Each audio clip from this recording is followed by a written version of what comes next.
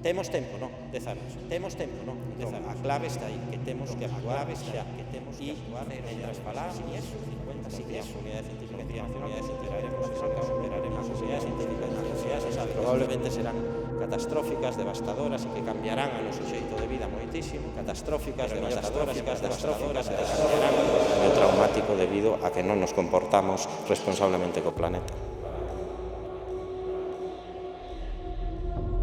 Nada. Non te podo dicir así, claro. Non están facendo nada. O que están é escondendo a merda debaixo da alfombra. Ni máis que vamos ver na ría de Vigo, para min é unha das máis contaminadas que vin hasta ahora. Corrín todas as rías, desde a de Sada hasta Ballora. E a ría de Vigo vese moi mal. Donde hai un emisario submarino, ao alrededor está todo morto.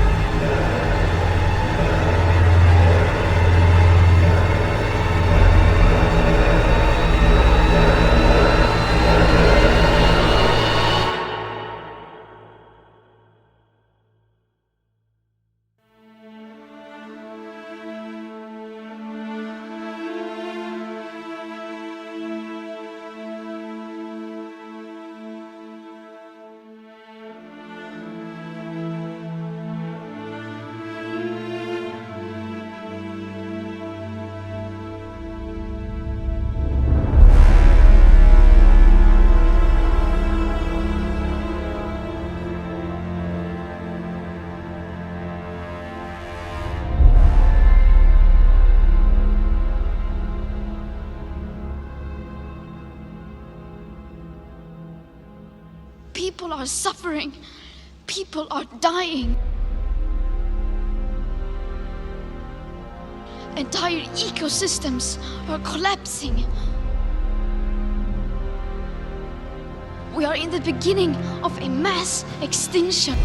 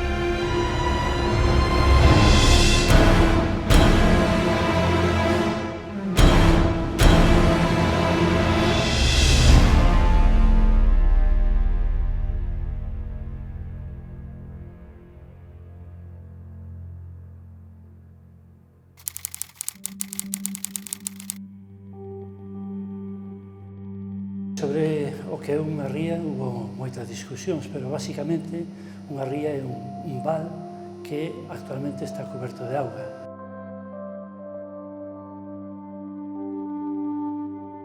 Pode estar coberto de auga porque se afundiu o terreno ou pode estar coberto de auga porque o mar subiu o seu nivel e inundouna.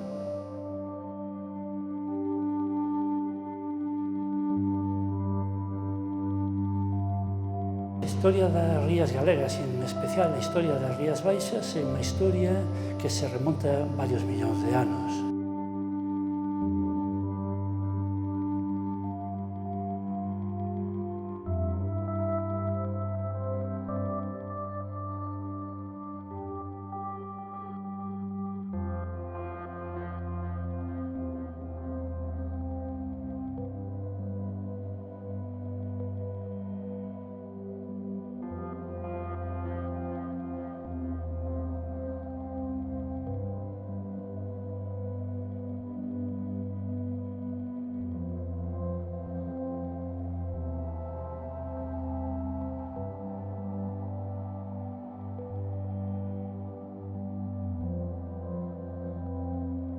A ría de Vigo ten algunhas singularidades. Por unha parte ten singularidades xeolóxicas, singularidades na forma, e é que, así como as outras rías tipo funil, tipo embudo, como pode ser tamén a de Muros en Oia ou a de Pontevedra, A ría de Vigo pois tamén ten esa mesma forma, pero esa forma remataría en Rande, e, sin embargo, despois ten toda a ensenada de San Simón.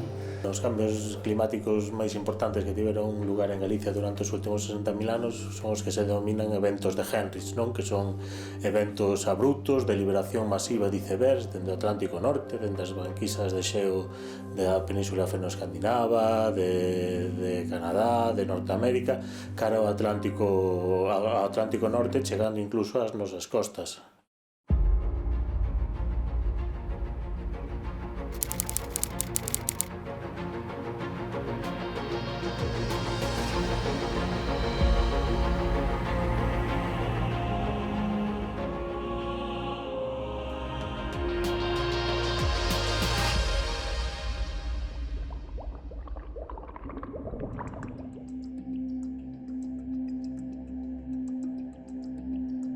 O cambio climático afecta as costas de Galicia en xeral e a ría de Vigo en particular en diferentes aspectos. Quizás o máis salientable é a subida do nivel do mar.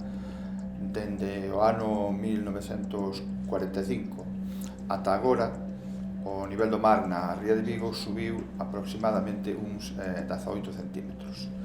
Eso significa que, por exemplo, se teñen perdido entre 9 e 18 metros de areais nas praias, coas repercusións que iso ten, por exemplo, para o marisqueo a pé, para o turismo, etc. Esta subida no nivel do mar de 18 centímetros tamén ten afectado as infraestructuras portuarias, de xeito que, a día de hoxe, pois o risco de inundación desas infraestructuras é maior do que era no 1945, que foi cando se comezou a rexistrar no Porto de Vigo a altura do nivel do mar. Tamén afecta a aspectos ecolóxicos, como poden ser os humedais, debido a que ao aumentar o nivel do mar, as augas salgadas penetran máis dentro dos esteiros, nas zonas nas que se mesturan as augas doces que as augas salgadas, e fan que estos humedais pois estexan máis cargados de augas salgadas coas repercusións negativas que ten isto para a utilización de aves, a utilización que fan as aves destas zonas nas súas migracións. Si sube o nivel do mar, tal como está esperado, varios decímetros en moi pouco tempo, tanto as praias como as marismas non van a ter posibilidade, digamos, de recolocarse, de adaptarse, por dous motivos. Un, porque os procesos que, digamos, que dan orixe tanto a praias como a marismas son procesos moi lentos e non vai haber tempo, digamos, para que se adapten a ese novo cambio, e ademais porque en moitos dos casos o que hai xusto ao rematar a marisma ou o que hai ao rematar a praia é un muro. Entón, aínda que tivesen tempo de adaptarse, non hai como adaptarse porque, digamos, o espazo natural xa está consumido, non hai máis. Fixemos muros ao redor da ría e, polo tanto, non hai onde recolocarse. O mar chegará hasta o pé deses muros.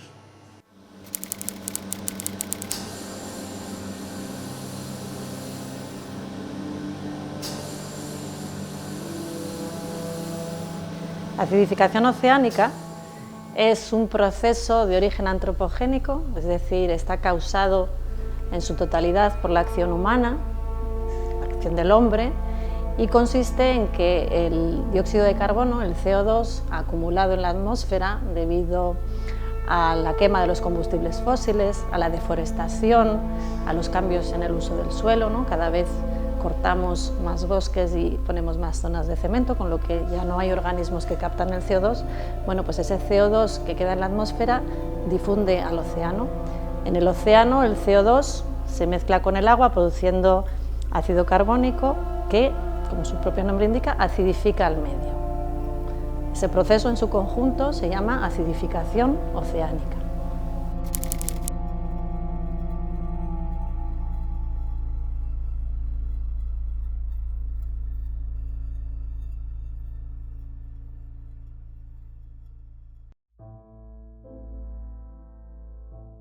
O cambio climático xa está aquí, É dicir, non podemos evitar o cambio climático, cada vez se nota máis. Nos en Greenpeace publicamos normalmente as últimas cifras que demostran o cambio climático e sempre le chamamos penúltimas cifras, porque cada mes, cada semana, esas cifras se aumentan. É dicir, en 2019 xa alcanzamos, en abril de 2019, alcanzamos tanta máis concentración de CO2 na atmósfera que nos últimos 3.000 millóns de anos. E a meirande parte de meses de 2019 foron os máis calurosos desde que se teñen rexistros, que é desde 1880, máis ou menos. É dicir, en xullo de 2019 se detectou a meirande temperatura a nivel global, que foi 63 grados en Kuwait. E cada vez aumenta máis, as olas de calor son meirandes, os veráns duran cada vez máis, desde 1980 temos veráns de 5 semanas máis, vamos casi a 9 días máis de verán por década. É dicir, sí que se está notando.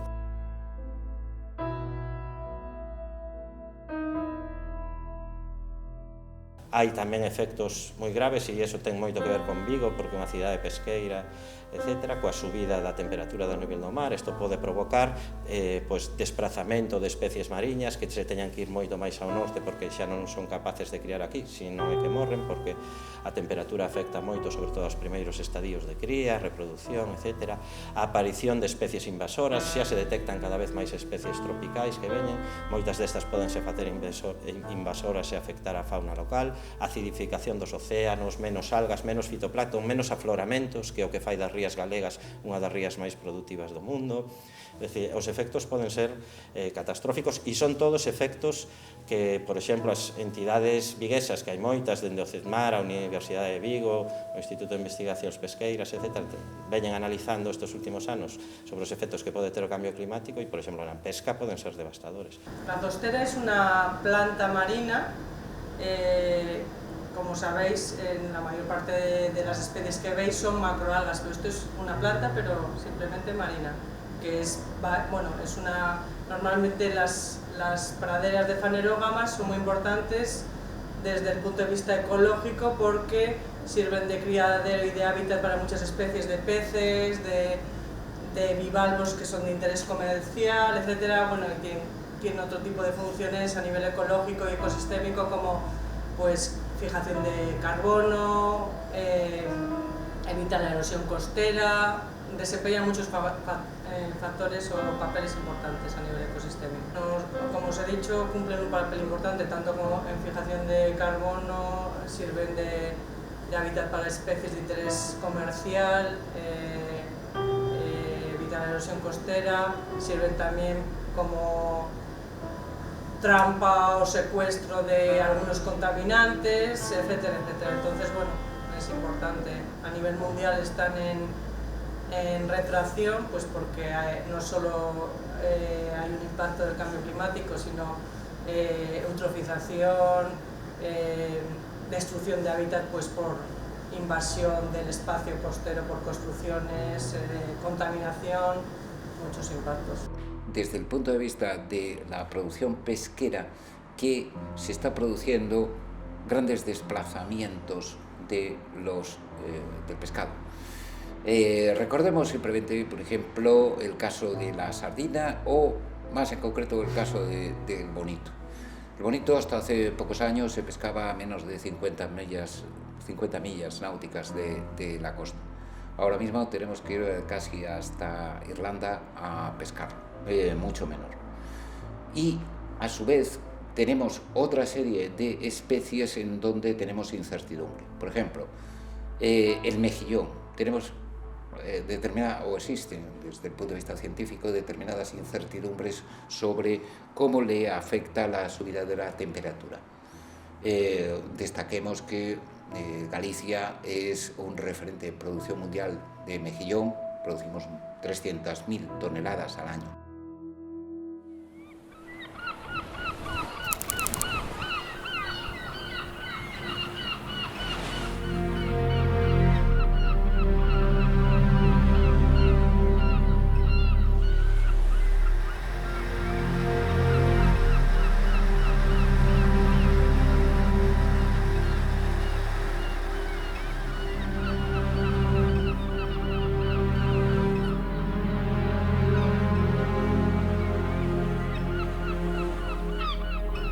Na ría de Vigo para min é unha das máis contaminadas que vin hasta ahora. Corrín todas as rías, de feito traballamos en todas as rías, desde a de Sada hasta Bayona.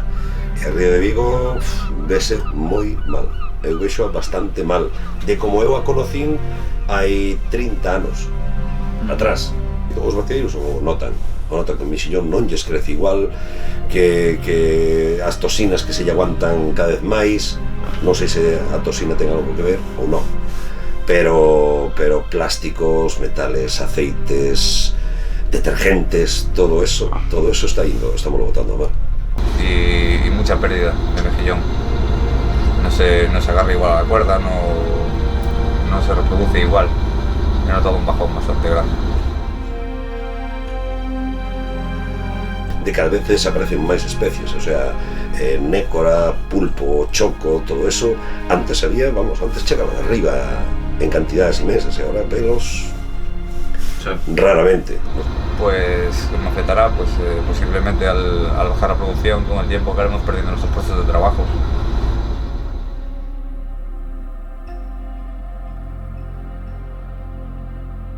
¿Y por qué crees que no se le informa a la gente del mar respecto a esto? Pues no sé, no interesa. Yo creo que no interesa informar sobre eso. Nada. Non te podo decir así de claro. Non están facendo nada. O que están é escondendo a merda debaixo da alfombra.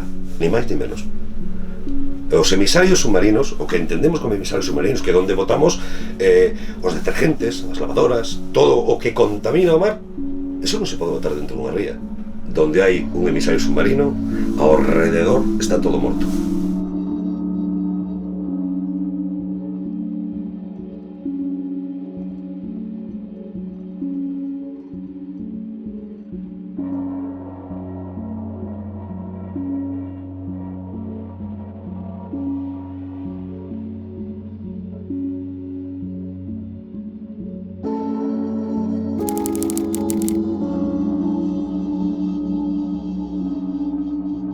O mexillón medra cando as condicións de temperatura están dentro dun rango, entonces nós sabemos que as temperaturas vai incrementar o tempo durante o cal as temperaturas estén por riba dese rango óptimo.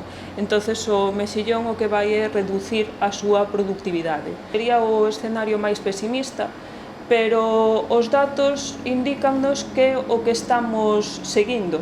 Entonces, ao fin de contas, é o máis pesimista, pero o máis realista.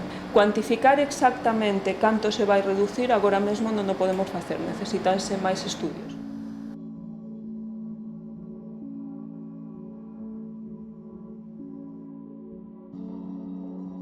El cambio climático en estos momentos, en el siglo XXI, es una de las, si no es la mayor emergencia a la que nos enfrentamos los concellos en torno a la salud, es una de las principales.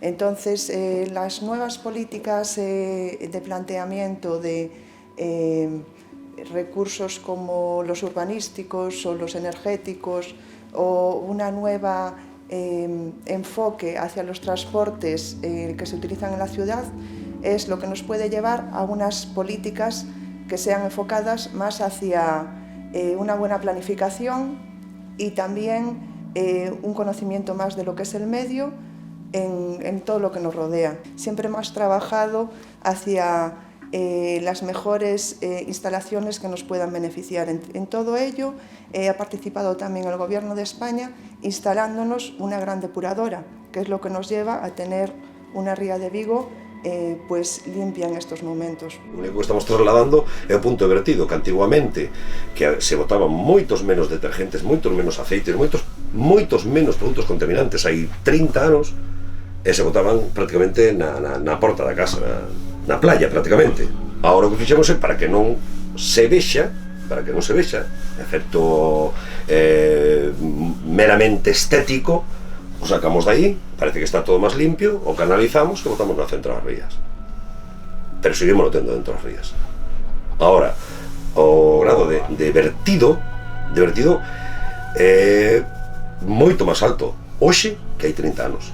Bueno, las CIES ya tienen un plan de protección especial ahora mismo, porque ya le están incluidas como Parque Nacional de las Illas Atlánticas tienen unas medidas concretas que las protegen de lo que es el cambio climático. ¿Qué pasa? Ahora desde el Concello de Vigo, también una de nuestras concejalas, que es especialista en las Islas Cíes, está trabajando para que se declare Patrimonio de la Humanidad. Entonces eso le daría todavía más protección a lo que son las islas, porque al final son lo que, como una barrera natural, que hace que Vigo tenga este clima y este microambiente que tenemos y que todos nos encanta en la ciudad.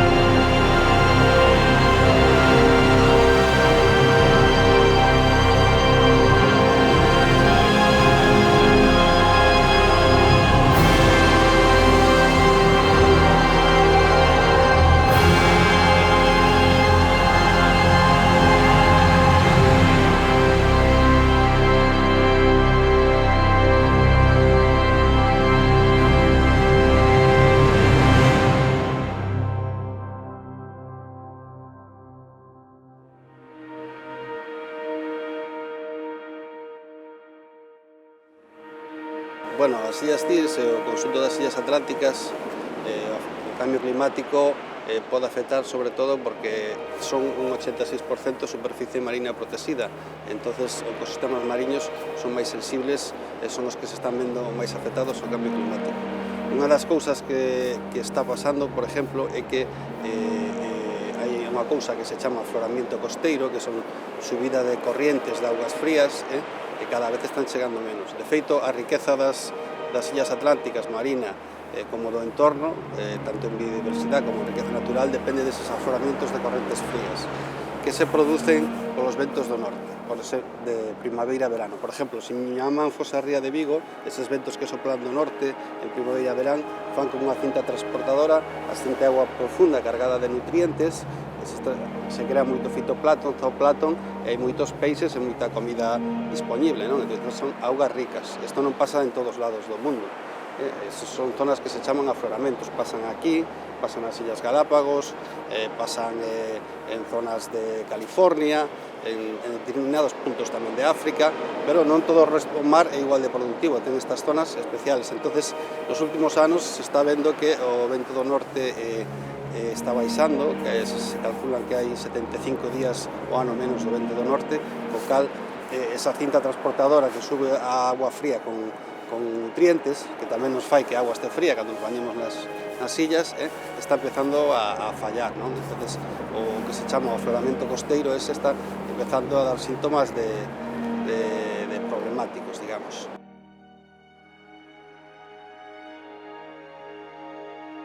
Non máis entrada de plantas e algas invasoras, non?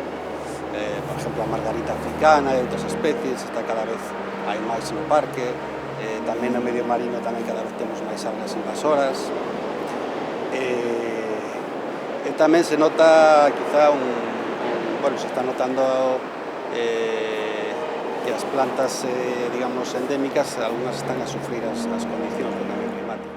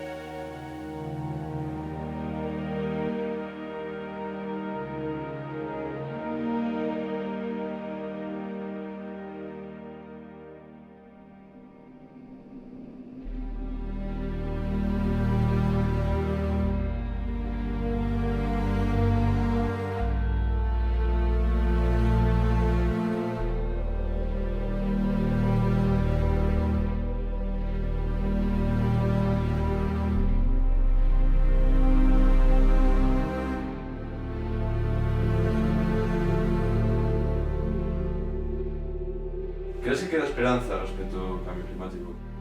Para a Terra ou para o ser humano? Temos 10 anos, agora mesmo, hasta 2030, para evitar que suba 1,5 grados a temperatura ao respecto da época preindustrial. E que de que suba a grado e medio a que suba 2, as consecuencias son exponencialmente catastróficas. E para iso nos di o que temos que facer ademais, que en 2030 temos que reducir a metade as emisións a nivel mundial. A nivel español serían o 55% e a nivel europeo o 65%. Si se pode facer, si hai decisións políticas e si hai, sobre todo, boas leis, fiscalidade verde, por exemplo, ou no Estado español, que aínda non temos unha lei de cambio climático e enerxía, tampouco en Galicia temos unha lei de cambio climático e enerxía, si temos estrategias que obliga a Unión Europea, pero as estrategias son só esa. A incidencia do ser humano na historia da Terra é mínima. Para o ser humano sí que vai ser moi importante este cambio climático que está a acontecer na súa evolución e que sí que nos vai marcar como sociedade, como nos ven marcando toda a historia dos cambios climáticos que houve na nosa historia, na nosa historia como especie. Se dixéramos que hai un meteorito que se vai estrellar contra a Terra dentro de 50 anos, empezaríamos a facer moitas cousas e a movernos. Pero como o cambio climático parece unha cousa moi sutil, o problema é que os gobernos e as autoridades pois teñen que ir máis rápidas. Ainda estamos, é dicir, cada vez, digamos, estamos como nunha conta atrás, hai este límite de non superar 1,5 grados, non superar 2,5 grados, porque xa hai puntos de non retorno. Eu espero que sí, eu teño fillos e gustaríame que sí. Eu penso que todos debemos facer todo o que este nas nosas mans porque estemos a tempo. Non cargar coa responsabilidade de non ter feito nada. Asumindo que tomamos medidas, somos capaces de corrixir parcialmente a desfeita. Logo, eu penso que nese sentido temos que ser optimistas, es dicir, aceptar que si reducimos a queima de combustibles fósiles, estamos aínda a tempo de corrixir parcialmente un problema. Non recuperar como era o mundo hai 30 anos, pero sí non evolucionar dunha forma tan drástica como faremos se non facemos nada.